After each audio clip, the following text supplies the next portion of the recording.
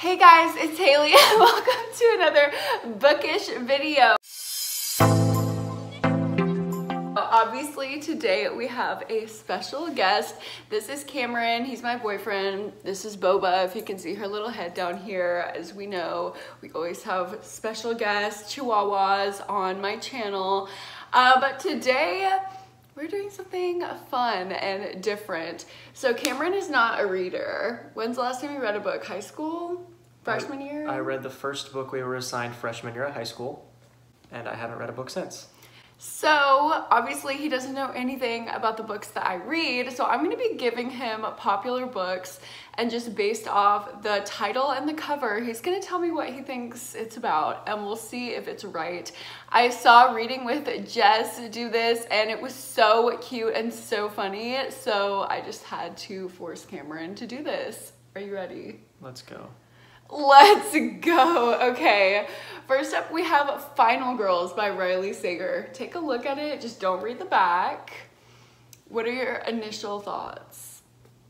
It's about a group of college girls. They're worried about their finals.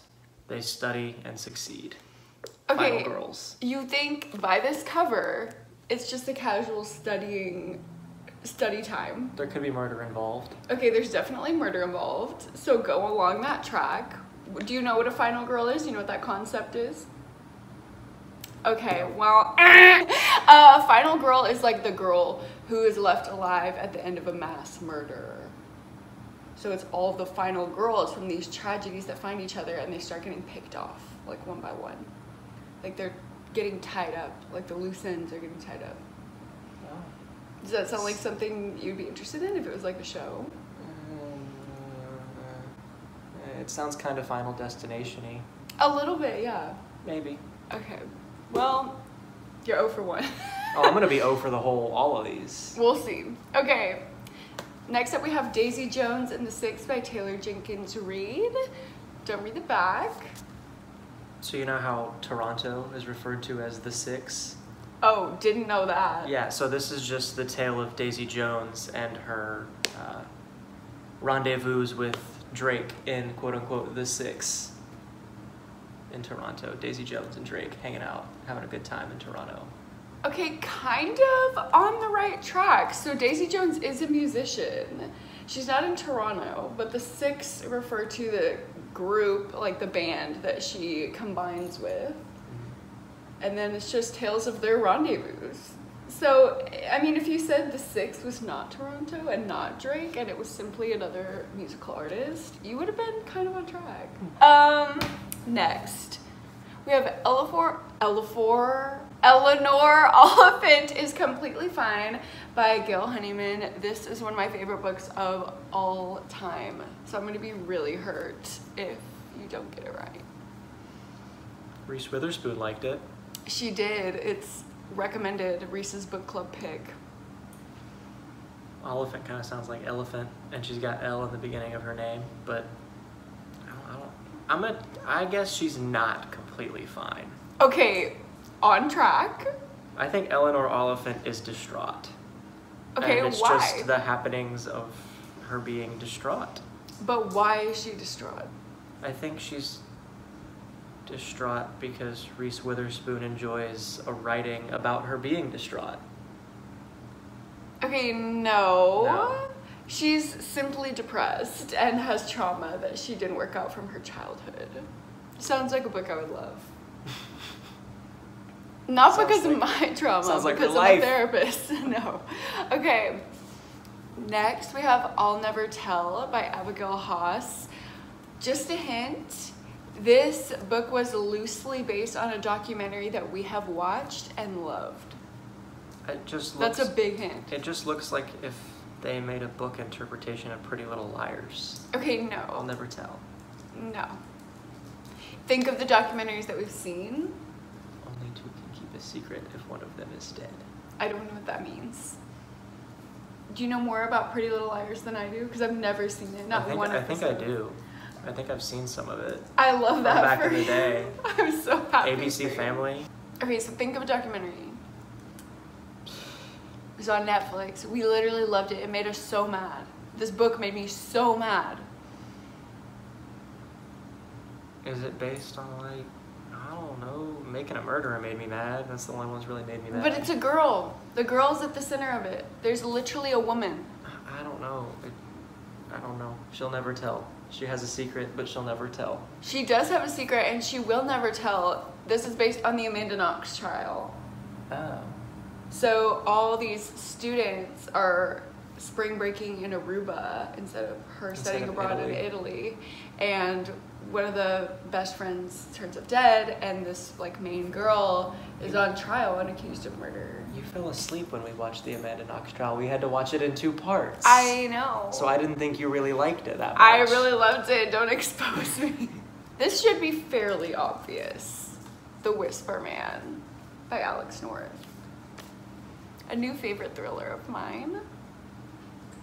It's gotta be a bad guy called the Whisper Man. He does some stuff with, he's either some evil butterflies or some, like, what is it, Rorschach's ink blot test? So he's referring to this. You think this is a Rorschach test?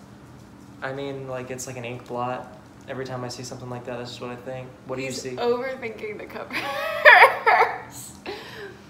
No, okay, you're right that it's about... It's like that scene in Prisoner of Azkaban where Draco lets go of the butterfly from his mouth. Oh my god.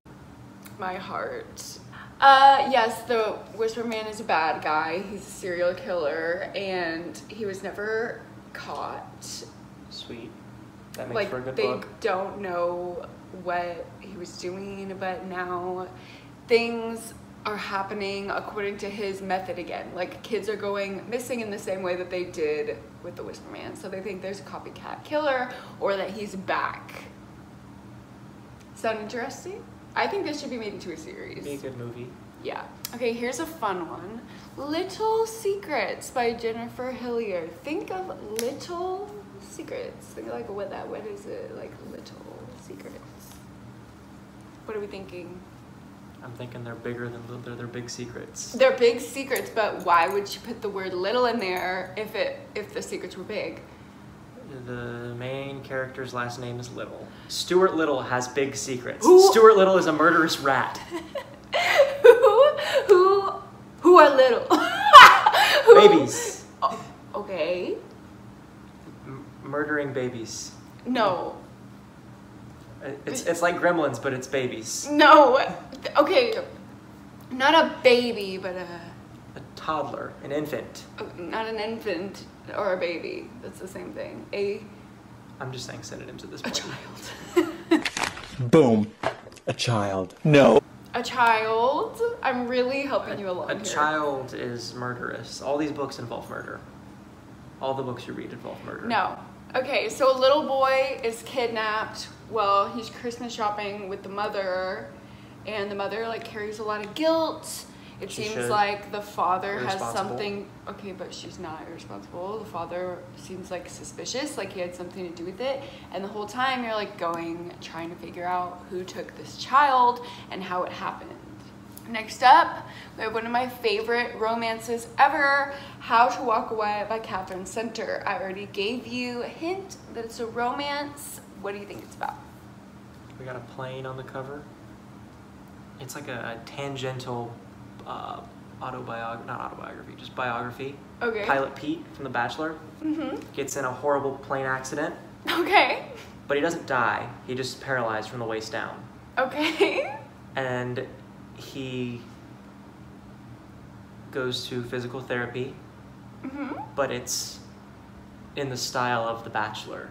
He has 30 female physical therapists, and he sends them home one by one as he feels they're, not equipped to help him walk again. And then the one at the end he falls in love with. But then she turns out after the fact to cheat on him, and so he has to leave her.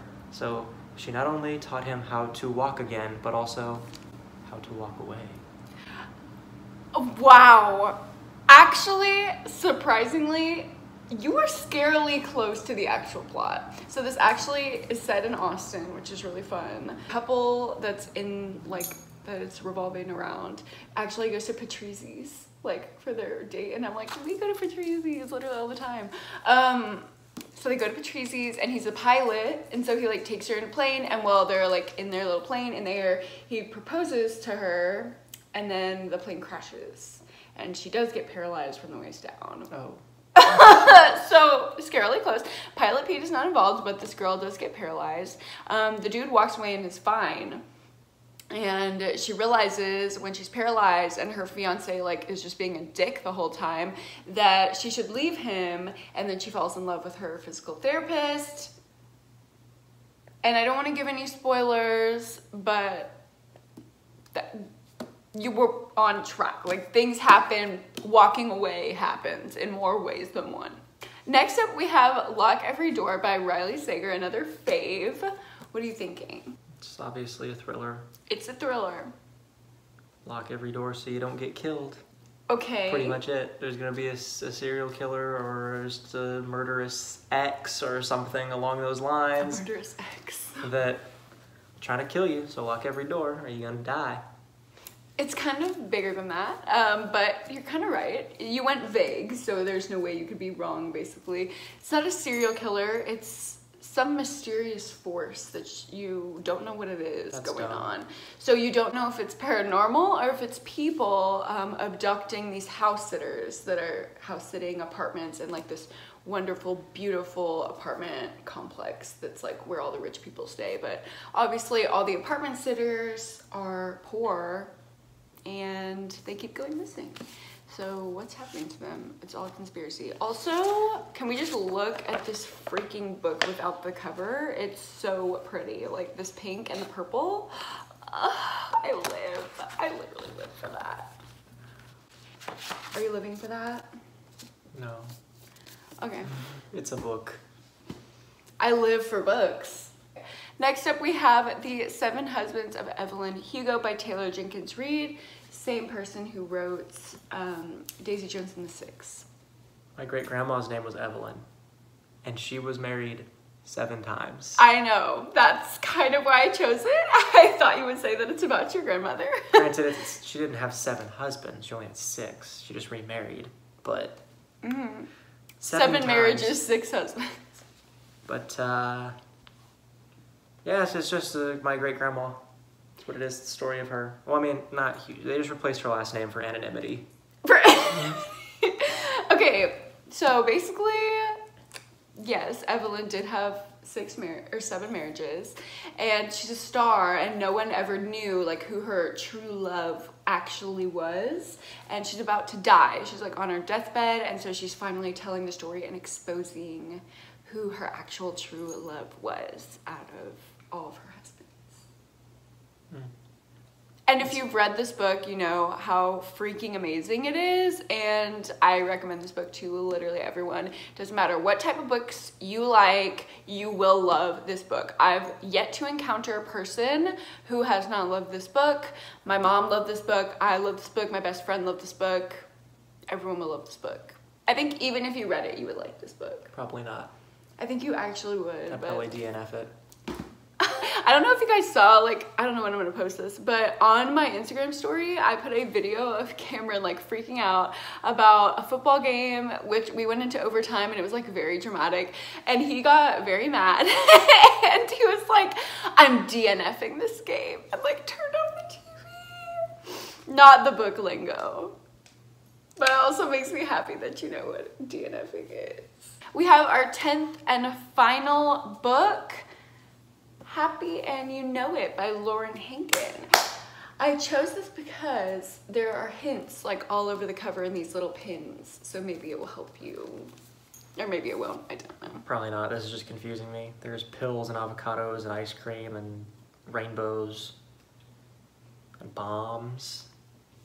I don't know, it seems like it's all over the place. Kinda is. I think the book's titled Happy and You Know It because the main character is actually sad, but they don't know it. And they're just scatterbrained all over the place. Sad and scatterbrained. You think that would be a fun book to read about? You think somebody would write that? I mean, people write books about like murder and stuff all the time, and I don't necessarily think murder's fun. I obviously think murder's fun. Not in real life, just to read about in horror movies, so It's fine. Nope. But no, that is not it at all. Basically, this woman is a musician and she's broke, and she ends up getting a gig like singing for a play group of like children, hence Happy and You Know It. And the children all have like weird millennial mothers who are like rich as fuck, like hence the champagne, the avocado, and then I thought like the music note would help you. I thought the baby bottle would help you, and yeah, the bomb and the lightning, because everything just ends up going to shit. Sound like a good one? Would you read it? No. Would you read any book? Like, is there any book on my shelves that you would ever consider reading? No. No. No. And there we have it. It is true, opposites do in fact attract. Okay, well, I think you got like maybe 2.5 out of 10. So you get a final score of 25. Good math. Okay, business major, go off. Haven't taken a math class in like 6 years. And you spend all your time reading. And I spend all my time reading, so. Math skills. Well, that is going to be the end of this video. Let Cameron know in the comments how you think he did. Last video that I posted with Cameron, everyone was like, oh my god, he's so cute. Like, tell Cameron I said hi. And yeah, don't let it go to his head. So maybe drag him in the comments. We need a Cameron roast in the comment section. Please leave me a comment about that. And don't forget to like this video if you liked it. And of course, subscribe if you haven't. And I, as well as Boba, will see you in the next video. Who knows if he'll be here. He comes whenever he wants to. I come and go. I'm just a... He's like the wind. Okay, sounds good. I will see you guys in the next one. Bye.